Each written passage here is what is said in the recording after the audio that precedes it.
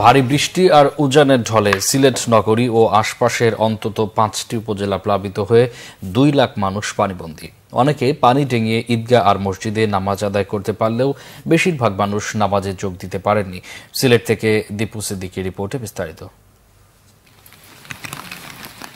সিলেটের পানিবন্দী মানুষের কাছে আনন্দের বদলে বিষাদের রূপ নিয়েছে এবারের ঈদ। সোমবার ভোর 4টা থেকে ভারী বর্ষণ শুরু হয় সিলেটে। অতিবৃষ্টিতে তলিয়ে গেছে সিলেট নগরীর বিমানবন্দর রোড। এছাড়া পায়রা, বাগবাড়ি, যতরপুর উপশহর, মেন্দিবাগ, হাউজিং এস্টেট ও শামীমাবাদ সহ নগরীর নদী তীরবর্তী অন্তত 10টি ওয়ার্ডের অনেক সড়কে হাঁটু পরিমাণ পানি। চরম ভোগান্তিতে জলাবদ্ধ এলাকার লোকজন।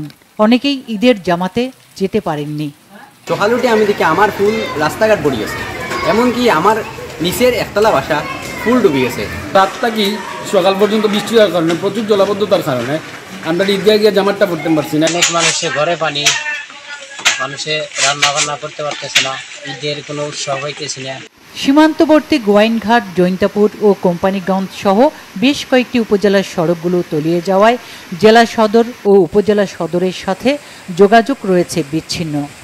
আমাদের সিটি কর্পোরেশনের পক্ষ থেকে আমাদের এলাকায় আমাদের সমস্ত প্রস্তুতি আছে, আমাদের টিম কাজ করছে। এখন কিন্তু আমি আমাদের যারা পরিচ্ছন্নতা কর্মী সারা রাত তারা কাজ করেছে।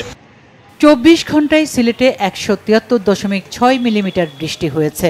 উজানের ঢলে সিলেটের সুরমা, কুশিয়ারা ও সারি নদীর পানি 3টি পয়েন্টে বিপদসীমার উপর দিয়ে বইছে। Bangla vision news desk.